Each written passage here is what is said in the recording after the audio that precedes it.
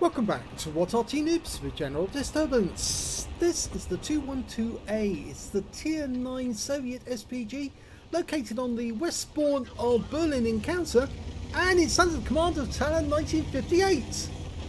Well, he sent in this replay last night. I didn't see it until this morning. In fact, I was working on something else at the time, actually. A bit of writing on T.E. Lawrence as one of the subjects which I quite enjoyed working on, actually, because he was a bit of a hero for me. But anyway, putting that aside, this replay is the latest one that's been sent in by Talon, trying to get the weekend lie-in. At the moment, as you know, Angelina75 is in the lead, and it very much looks as if she's going to get the weekend lie-in with a second-class tanker and a Confederate. So let's see if Talon can beat that. He's got the big 203 B4 howitzer as his main armament, and in fact actually he's now looking at the enemy tanks. There's a Scorpion moving into position. It's the plainclothes Scorpion, the one where you can put your own camera on it instead of the other one. Rounds out! That looks good! Oh, unfortunate, the shell actually landed short and he missed the Scorpion, but he probably splashed it a little. Standard reload for this Arty is 37.39 seconds. Talon's got 30.11. Okay, that Tiger's taking a few hits. Let's see if he can splat him with an Arty round. He's stuck there now. Rounds out. Yes! Perfect! Went for the top armor, took him out the game. Beautiful shot.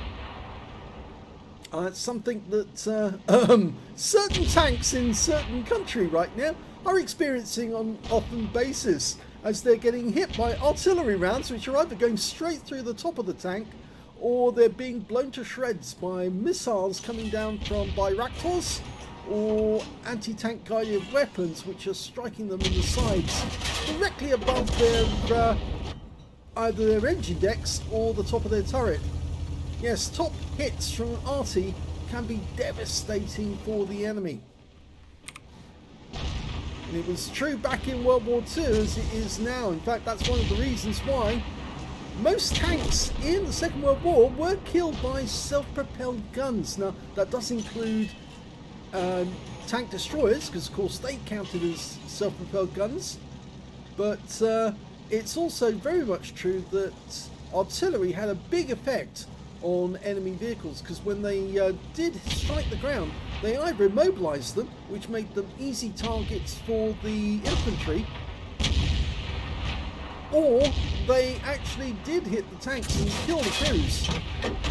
Well, he fired that round in, but unfortunately it actually hit his AMX M449 Noobs teammate, and he got taken out of the game a split second later by the ELC M90 on the enemy team.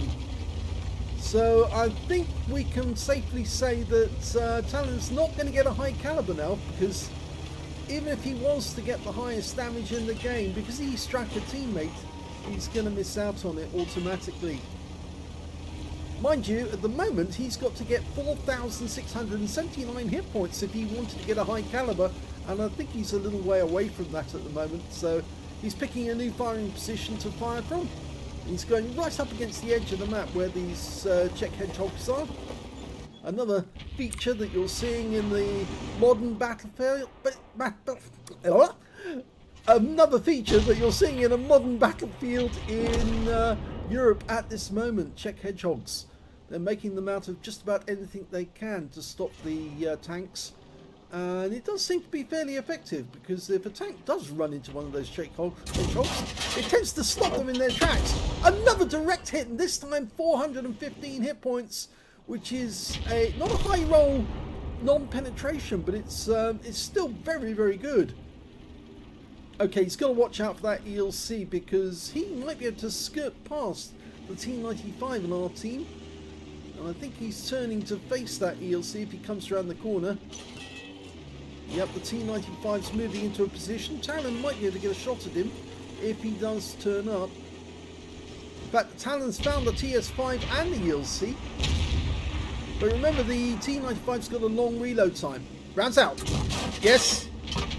just a little too late, but the ELC M90 did get splashed and enabled his teammate, well, he was then killed by the Concept 1B.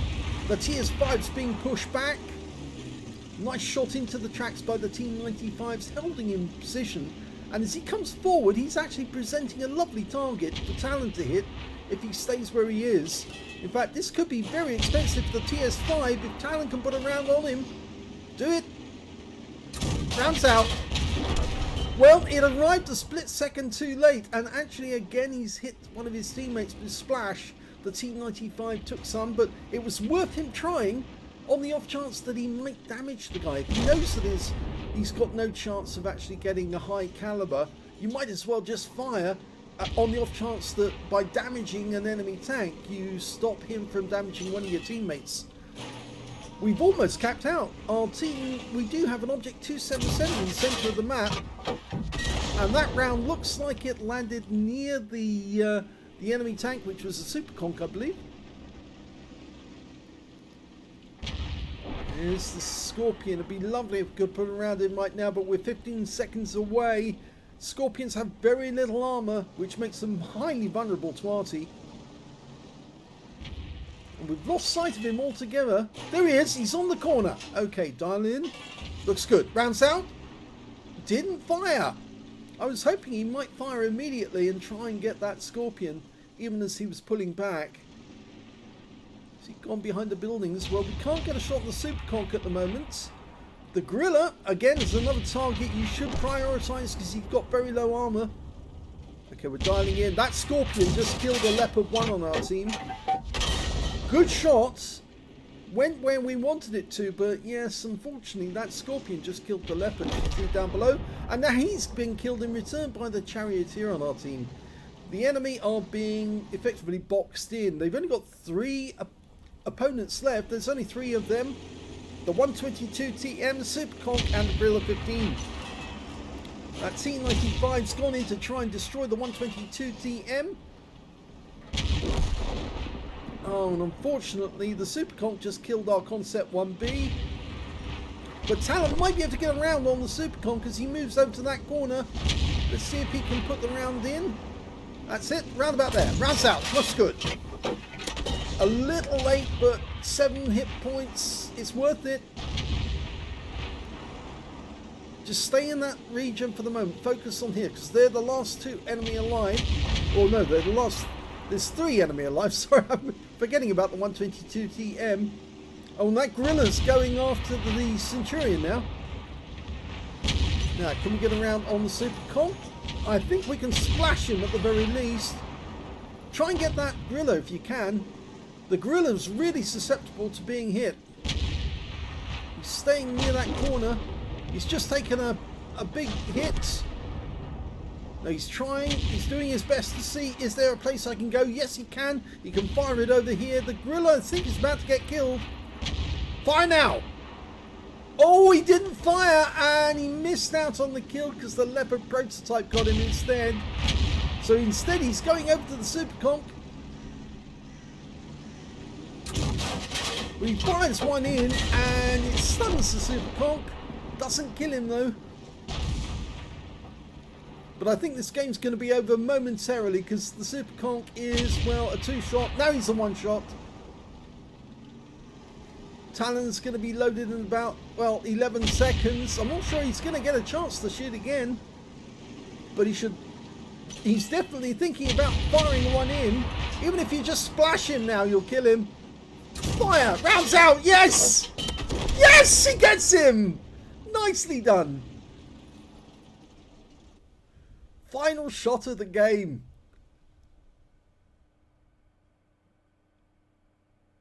Unfortunately, that last shot of the game actually denied somebody a Top Gun. Yes, the Leopard prototype on our team was on 5 kills.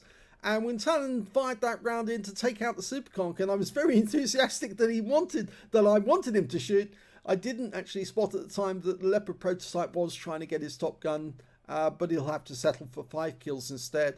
There we go. Right, well, it's 3rd class tanker for Talon in that game. He managed to get a bruise in the middle for getting at least 5 critical hits on the enemy. but I'm afraid he didn't get any other medals. His win rate from the battle, 1,437, which is good. Not great, but it's good. Unfortunately, it also means that he hasn't actually beaten Angelina, which means she's still in line for the lion tomorrow morning. Let's have a look at team score. Well, he didn't get the highest damage in the game. That actually went to the Super Conqueror on the enemy team, the one he killed right at the end of the game. He got the high caliber for 7,033 hit points. The second highest damage in the game went to the Leopard 1 on our team with 3,960. And the third highest damage went to the TS5, who managed to get 3,104. When it came to kills, oh, we should say Talon managed to get 1,458 of that game as well, which puts him about mid-table. When it came to kills, though, it was the Leopard prototype who did the best. He got 5 kills in that game, as I said, 1 short of getting his top gun. I think he probably would have popped the Super Conk and earned him his top gun, but it just didn't end up that way. Talon did fire in at exactly the right moment. He probably would have had 1 more kill if he'd fired on that Gorilla 15 at the right moment as well. I'm pretty sure that the Gorilla was going to come forward, and even if he didn't, he was going to splash him, and that might have ended his game anyway. So it was 2 kills for the, or 4 kills rather, for the Super Conqueror. 2 kills for the T95 Charioteer and Talon in the 212A. So he's joint third in that game. When it came to base XP, though, he's a little further down the table because the Leopard prototype got 1,193, the Charioteer 1,024, and the T95 952. Excuse me.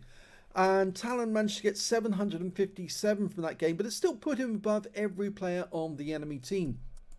He fired 12 rounds in the game, got 2 direct hits on the enemy, no penetrations, but 16 splash, and 1,458 hit points of damage, all of it done at more than 300 meters.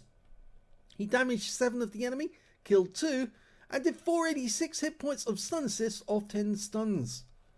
On a premium count, he earned 26,598 credits from that game, and after ammunition resupply, took away a profit of 3,678 credits. He got 30 bonds out of that game, as well as 1,135 XP, 4,544 for mission completion, and 5,679 experience points altogether. I believe we have gone over it before, but let's have a quick look at the armor on this vehicle. It's virtually non-existent. I would say virtually non-existent, but remember, the hull is that of a KV-220. So it's basically a KV tank with extra armor on it. But surprisingly, they don't mirror this according to the stats in the wiki. If you look at a KV tank, it's a lot thicker armor than we're showing here. It's showing impacted armor 60mm, effective armor 74, because obviously I'm angling at the moment. If you look at it from the front, it's a little easier. You can see there's 60mm on the lower plate, 99.1. The reason I'm saying it's not the same, because a KV tank, a KV-222, actually has, if I remember correctly, about 100mm of armor on the front of the vehicle. So it's a lot thicker. And I can only think that for the 212A, they took off some of the armour on the vehicle in the model, because after all, remember, this tank, this Arty never got built, but they did design it. They just never went around and built it. It was supposed to have a KV-222 hull, and then, of course, a casement at the rear for the artillery. As you can see on the model they put in the game, it's only 16mm of armour at the rear, but it's actually, that's more armour than you get on most of the casements or around enemy or around any of the Arty in the game. So yes, I suppose in that sense it's actually quite good, but most of the tier 9 tanks will easily be able to penetrate the rear of this vehicle. And of course, if you aim for the rear, it's still 60mm all round. But really, if this was a KV-222, you would expect it to have KV-222 values for the front of the vehicle, but it doesn't. Anyway, let's have a look at the modules and see what that says. Well, I think you can see straight away that the engine is up front. That's why it's got that big engine deck. It's kind of like a KV-222 in reverse. We've got the transmission out front, and the driver is between the engine and the transmission. So yes, he's got a bit of armour in front of him there to protect him, but he's all alone up front whilst the rest of the crew in the box at the back. So at least he can escape if the vehicle does get hit in the front of the vehicle or in the rear, he can escape on his own, whereas the rest of the crew might be wiped out. We've got the gunner on the right hand side of the vehicle as you're looking at it, and on the left hand side we've got the tank commander, and beneath, just behind him, if I can rotate this round, is the radio operator, and he's got the radio right next door to him instead. The ammo rack is absolutely huge, and it's on either side of the vehicle. There are two loaders, one on each side, feeding the rounds into the gun. It is the B4 howitzer, 203mm. It is a two-part projectile with a the projectile is the standard 8-inch type round, but then the casing, I think it's a tin, if I remember correctly, a powder in a tin, not or in a brass shell rather than a powder charge or a what's the word, plastic explosive charge, which you get on most modern day artillery. They use plastic explosive nowadays with a firing cap to actually fire it off, because it's much easier to just put a tiny little brick of plastic explosion plastic explosive in after the shell, and does all the job that those heavy casings used to do in the past. The fuel tanks are directly underneath the gun and behind the engine. So if you want to knock out the engine, you aim for the front area of the tank. If you want to try and get a file, you aim for the middle of the tracks underneath the gun, or the front part of the casement. And if you want to get an ammo rack, well, there's quite a few ammo racks for you to hit here. You can either hit the rear of the vehicle as it stands, because it's slab-sided. Any round that goes through there is going to hit the ammo rack straight away, so you might get an explosion right off. And if you don't aim for that, you can always aim for the ones between the rollers as well, because there are further ammo racks down below in the actual hull. So even if you don't aim for the top one, which is what I'd recommend, because you've got the loaders there as well, if you take those out, if you ammo rack him and kill a loader, then there's a good chance that he's not going to be able to fire for quite some time, because his load time will go up dramatically. Well, that's where all the modules are. So let's have a look at the final results. And there you go, there you have it. So I'm afraid, yes, it looks to me like Angelina is going to win, unless Talon can actually come up with another win, maybe an ace tanker. If he does, he wins automatically. But if he can come up with the first class tanker sometime during today and send that in, then he will be the winner. But if he doesn't, Angelina's going to be getting a lie-in tomorrow morning. And Talon's going to be chasing around after Remy as he switches all the lights on and pulls all his toys out, leaves them all over the place. Yes, he's getting very, very active and very difficult to control. Well, not control, I suppose, is not the right word. It's just he's a very active little boy, and you know what little boys are. They tend to get into trouble very easily. We all know if we are a male, little girls don't tend to get into trouble, but they do leave everything all over the place just as much. Anyway, I hope you enjoyed that replay. If you did, please give this video a like. Do subscribe to our channel. Leave a little comment down below because it feeds the algorithm. And thank you for watching.